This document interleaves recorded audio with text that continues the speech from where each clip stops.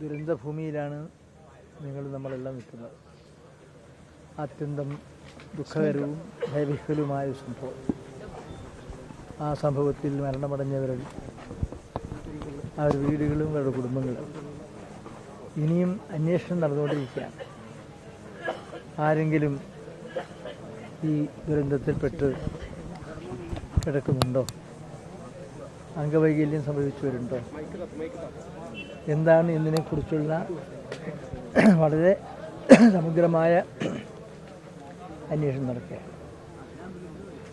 ഇന്ന് തൃശ്ശൂരിൽ ചേർന്ന മന്ത്രിസഭാ അംഗങ്ങൾ ബഹുമാനപ്പെട്ട മുഖ്യമന്ത്രിയുമായി സംസാരിച്ചുകൊണ്ട് കാര്യങ്ങളൊക്കെ തന്നെ സംസാരിക്കുന്നത്. സർക്കാരിൻ്റെ ഭാഗത്തുനിന്ന് ചെയ്യേണ്ട കാര്യങ്ങളെല്ലാം തന്നെ ചെയ്യും. കാര്യത്തിൽ സംശയമില്ല. മരണപ്പെട്ടവരുടെ കുടുംബത്തിന് നൽകേണ്ട സാമ്പത്തിക സഹായങ്ങൾ പ്രഖ്യാപിച്ചിട്ടുണ്ട്. ഇനിയും ചികിത്സാരംഗത്ത് മറ്റു കാര്യങ്ങളിൽ എല്ലാം എന്തെല്ലാം കാര്യങ്ങൾ ചെയ്യാൻ കഴിയുമോ അതെല്ലാം തന്നെ ചെയ്യുന്നതിന് ആവശ്യമായ നിർദ്ദേശങ്ങളും തീരുമാനങ്ങളൊക്കെയാണ് ഉണ്ടായിരിക്കുന്നത്. ബഹുമാനപ്പെട്ട മുഖ്യമന്ത്രി അതിനെല്ലാമുള്ള നിർദ്ദേശങ്ങളും ഒക്കെ രേഖപ്പെടുത്തിയിട്ടുണ്ട്.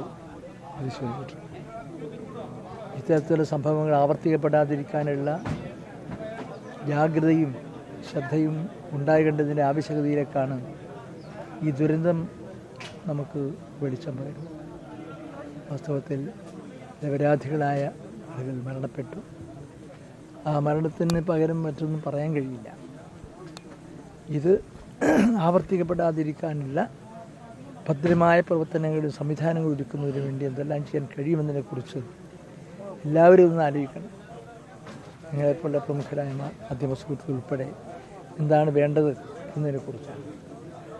അതെല്ലാം കൂടി സ്വീകരിച്ചുകൊണ്ട് ഇത്തരത്തിൽ ദുരന്തങ്ങൾ ആവർത്തിക്കപ്പെടാതിരിക്കാനുള്ള സുഭദ്രമായ നടപടികൾ, സാങ്കേതികമായ, ഭൗതികമായ, നിയമപരമായ നടപടികളൊക്കെ എന്തായിരിക്കണമെന്നതിനെക്കുറിച്ചുള്ള ഒരു ശാസ്ത്രീയ സാങ്കേതിക തീരുമാനമെടുക്കേണ്ടതിൻ്റെ ആവശ്യകതയിലേക്കാണ് ഈ മഹാദുരന്തം വെളിച്ചം വീശുന്നത് എന്നാണ് എനിക്കിവിടെ സൂചിപ്പിക്കാനുള്ളത്.